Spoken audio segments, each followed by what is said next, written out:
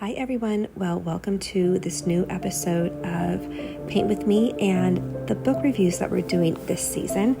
I'm so happy to be with you. I am rereading some of my favorite biographies and memoirs, and this week we are painting hydrangeas, just a quick 20-minute watercolor sketch, and I'm going to share in the video how I connect hydrangeas with Catherine Marshall's life and her beautiful memoir, Meeting God at Every Turn. And if you don't know who Catherine Marshall is, you may know her for the fiction book that she wrote, Christie, and we'll talk a little bit about that. But grab your watercolor paper, grab your purples and pinks, grab some tea. We're going to talk about this one, my favorite kind, and let's have fun together. Hi everyone, welcome to our second session of this season of the YouTube Creative Season channel. We are doing book reviews and painting flowers, and so this week we are painting some hydrangeas, and I am doing a review of, or an overview of Catherine Marshall's Meeting God at Every Turn. So we're going to first start and talk about the flower, and then we'll start painting and I will talk about the book, and I'll have more information in the blog post, which I will link to in the show notes. So first we're going to paint beautiful hydrangeas, which they are everywhere, but I noticed there are a lot of them on the East Coast, I think because of all the moisture, and they do like to have a little bit more shade and not quite so hot weather, although I saw quite a few of them in California, but they are prolific out here. And Catherine Marshall grew up and lived on the East Coast, and so I imagine she had a lot of hydrangeas around her. And I'm going to talk about that, maybe why it also, the hydrangea flower reminds me of her. These are just gorgeous, aren't they? So I really love this one where it has all these different colors. We're going to use this one as our inspiration for color. But for the sketch, I was really using this one. And I had just got these ones, and so the flowers, I'll have to put them back under water. But you can see here this gorgeous flowers, or the stems, and the beautiful way that the flowers just kind of fall over. I just love them. So what I did with the sketch, I'm going to come in close so you can see, and I will have a link to also the post where this sketch is. I have the leaves, 2 leaves on the side. I have the stem, and you have another, actually 3 leaves because you have one hidden under here. And if you want to use your micron pen, since we're trying to keep this to about 20 minutes, we have time to do this in the evening or the morning. I have this guy that's hiding behind some of the petals. You'll also know the petals. I've often thought of the hydrangea as almost like a tree, a flower tree of all sorts of little flowers, because almost each one looks like it's a blossom, a little flower all unto itself. So you'll notice the little blue insides, and then these have pink. But again, I'm going to actually use this inspiration of color to do some more of kind of purplish and blues and use that. But you could, of course, do whatever you would like to do. Okay. So I am going to move this side. Also, I've got my tea, and I also, since we're doing book reviews, I often read and have a cup of tea or coffee. My sister had recommended the licorice spice tea by Stash. Delicious. If you really like an herbal tea, it has a bit of orange peel in it. I have really been enjoying that licorice spice tea. So that is what I'm sipping on this week. Okay, so we're going to go ahead and start. I'm going to do some of the inside of the petals, and then we're going to go to the stems, and then we'll come back and do some more petals. Now, I'm going to do a little bit more of almost a bit of a wet on wet for the petals so that we can really get this beautiful sense of the colors merging. And since we're not spending, again, 20 minutes is my goal for these YouTube videos, we want to we have to kind of find a way to paint them a little bit closer or a little bit faster. Let me back off so you can see that. I am going to keep the flower here so you can see this as well as we paint and talk together. Okay, so I think my grandmother actually got me this book forever ago. You'll notice it's a special giant print edition. It was actually published in 1980, so it's not a new book by any chance. By Catherine Marshall actually passed away in 1983, so she was able to get this book out at the request of her daughter. She did not want to write this book. Her daughter asked her, and I'll talk a little bit about that as we go on. And this was a book where I read it years ago and it inspired me to go and find some of her other works. And then I reread it this year and I had forgotten how much I loved it. Okay, so first let's start getting some paint on, and then we'll pause and I'll read a quote while we're letting little bits and pieces dry. So we're going to start by, I'm going to pick up some blue. The colors I have here, by the way, I'm using Strathmore watercolor pad today. It is a 9 by 12, and I just cut it in half to get my 6 by 9 pieces of paper, size paper. Because I was at the store again and they were still out of the 6 by 9. I suppose I could order them on Amazon, but I love supporting just the local craft stores. I do buy stuff on Amazon, but I just love to go and find stuff in person. Okay, so I'm going to get some colors ready. I have got a purple over here. I have a pink. I have an ultramarine blue. Now I do have a phthalo blue over here. I'm not going to pull on it too much. I'm going to mostly use ultramarine. And then I have a sap green. And then I am going to pull on my cadmium yellow as well, a little bit for the leaves and the flower center. So grab a smaller brush. And then I am going to I'm going to grab a little bit of my blue. I'm going to mix my blues together just a little bit. Let me come closer so you can see this. I'm going to come in. I'm going to go up here like this. All right. And I am simply going to dot the flowers that we can see. So we can't see all of the petals, right? But we can see some of the full petals, and we can see some of that little dot, that little face, the itty bitty face. So I'm going to go ahead. I'm not even going to get completely covered in. Some of them I will, but I'm going to also leave some white out just so it kind of looks like it's bouncing that light, letting that light reflect. And I'm just going to move around here and around here. Pick up a little bit more paint. Okay, very good. I've got one right here.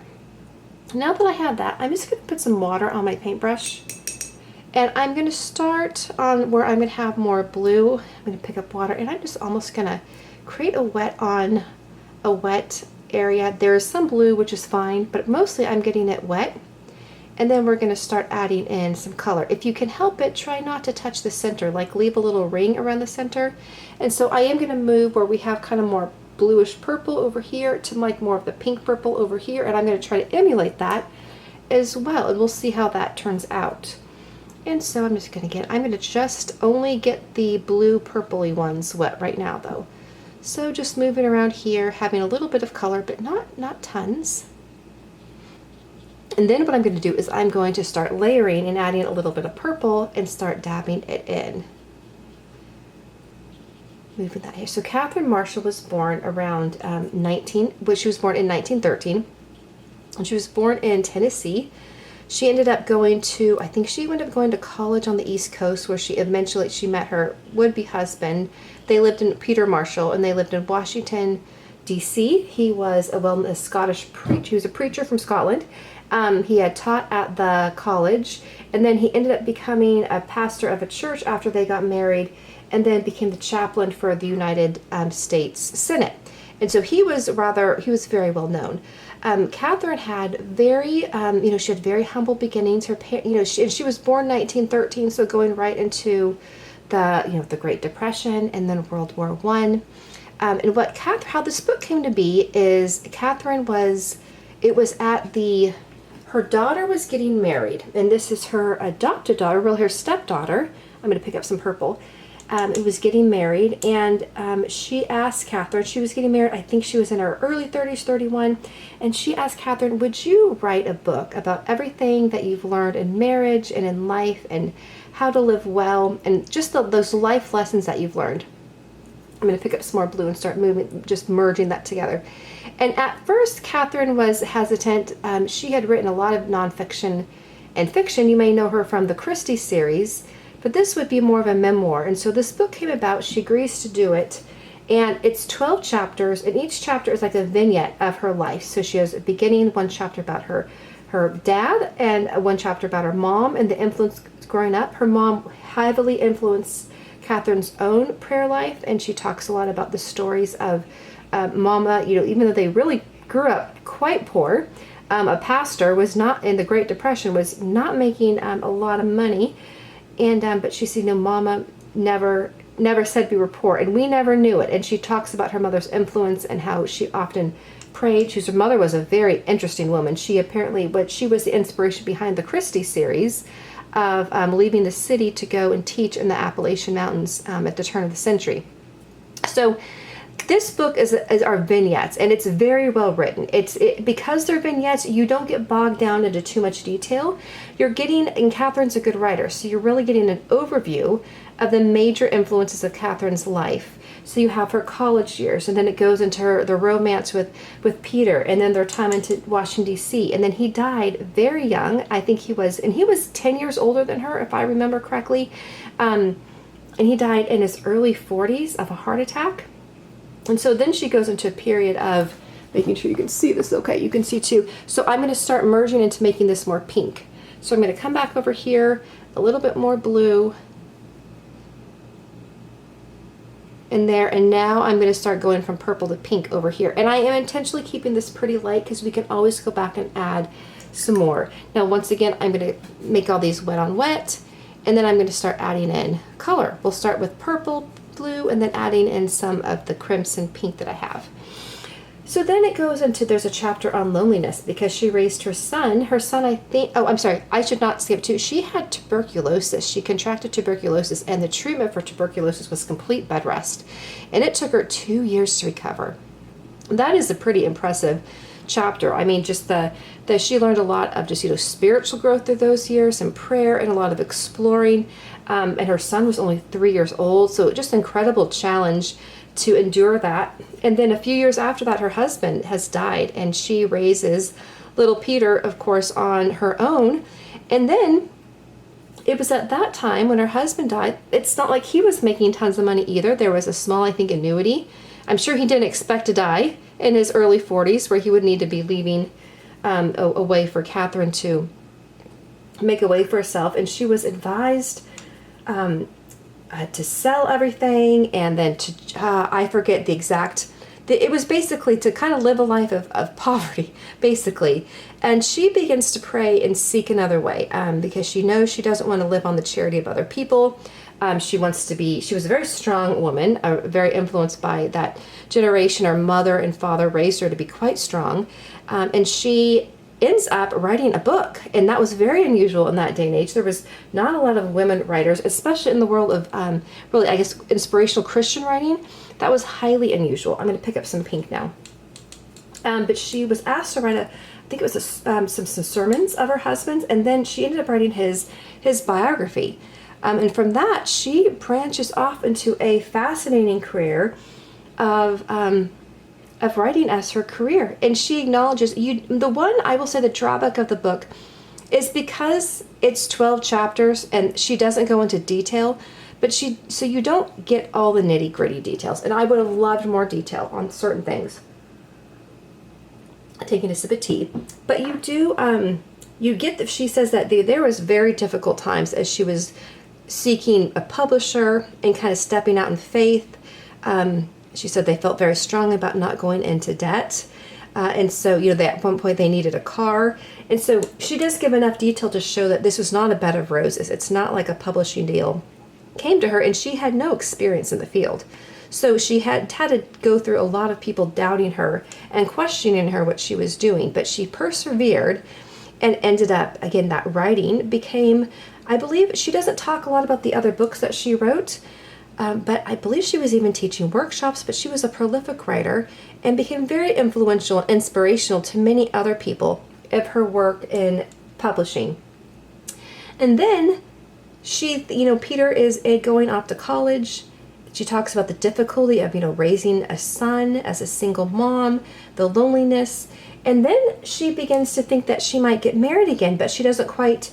She just has an inkling, and different men court her, date her. And then a man comes and approaches her, and he is the editor of Guidepost, and he has 3 small children. So here she is, she's raised her son, and I believe the kids go from ages 3 to 10. And they end up really growing in love. It's not like a wild whirlwind. And she does decide to marry him. Okay, so I'll pause from the book a little bit. So you can see we've kind of done a really nice job. Again, we're painting fairly fast. We are 13 minutes in, and we kind of have that merge, right, of that just moving from bluish purple to kind of more purple pink. I'm going to leave it right now. I'm going to take another sip of tea, and then let's paint our stems. And I'm going to use a sap green with a little bit of cadmium yellow. So rinse your brush and get that out. There were certainly challenges, of course. I'm going to back up a little bit here so you can see, and I'll come on down.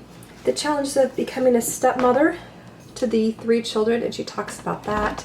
She talks about her prayer life, how that grew as she needed to meet the challenges. I thought what I love about the book is Catherine kind of pulls back the curtain on the way she made decisions.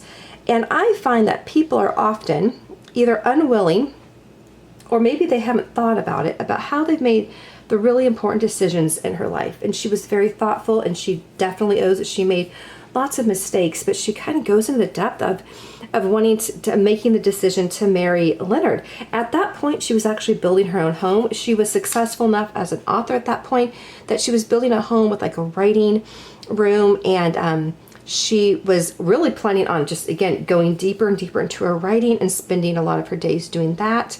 And of course, taking on a family that was going to completely change everything. And she talks about how she prayed about it and how she decided to do that. And one of the things that, the quotes that I really love, and I think I have it marked out, and I'll pull it out and read it too exactly, but she talks about wanting to participate, stay active in life, and not to withdraw. And she knew that if she just became like a solitary writer, there would be a certain withdrawing from the participation of life.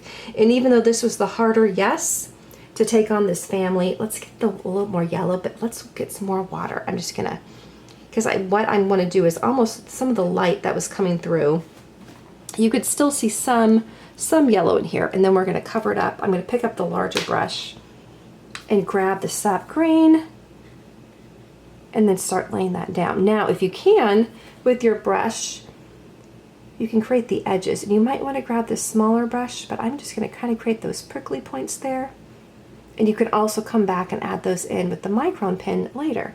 I'm going to add some more water and just bring that down. We're going to end up pulling in some purple too to create some depth. And then just move this down. And again, this is not super dark, not super detailed, but it's definitely hydrangea, isn't it? All right, I'm going to get lay some deeper color in there. I love hydrangea leaves. They're huge. They just shadow everything. Catherine, unlike some of the other women, like Lily's Trotter last week, she, loved flowers, very attuned to beauty. Catherine was very pragmatic, very active, very much at service of people. She was a writer, so she was an artist, but she was not. She doesn't talk a lot about like her love of flowers or whatnot, anything like that. That was not her focus. Although she mentions it a little bit, a garden.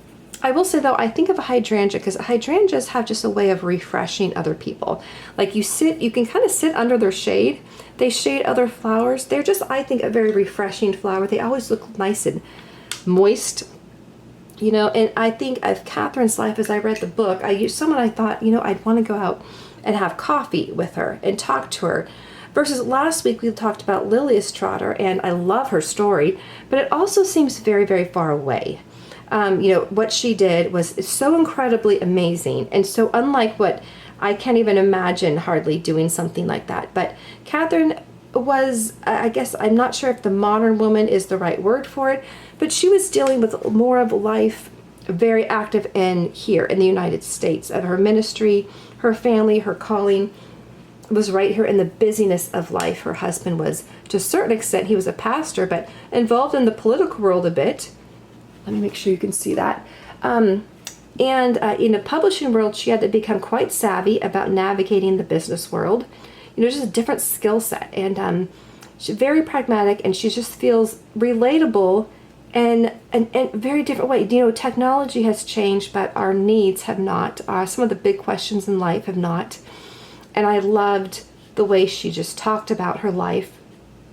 She ends up talking too about the challenges that she had in her family, the heartache they had of a number of different levels, her doubts, and she went through some serious time of just doubting how God was working and not understanding the grief and tragedy, not only from the loss of Peter, her first husband, but on some other things that happened. She's very open and honest of how she came through those things. Okay, and you can see too, I'm just dabbing a color to keep that beautiful. I want it to almost be like the light is shining through the leaves, because I'll include a picture, and I think I include a picture in the intro of when the light shines through the window and catches the hydrangeas. It's just gorgeous. You can just, the stems almost seem translucent. I'm going to get my little sharp edges over here. And you can always come through again later and then do some more sketching to clean everything up. Now grab your purple with your smaller brush, just a little bit of purple, and then I'm going to take the purple, I'm going to mix it with some green, and a couple areas I am just going to, where the stems kind of meet each other, I'm going to add a little bit of purple there. Just a way of bringing everything together. I'm also going to, see how over here, the branches actually, the stems, like I say, I call it my little tree flower. I'm going to add those in. So I'm just going to go right over here. I'm going to pick up some more green. That's a bit more purpley for that one. And then over here as well. You can see those branches. If you have some space, you can even come over here where we would see the branches of the tree or the stem coming through. That is lovely. Now, you can do a couple of things here. We can wait for it to dry. But before we do that, you can certainly come and add some color. But one of the things you can do as well is take a little bit of yellow with your small brush and just go around some of the blue centers of the tree, like that.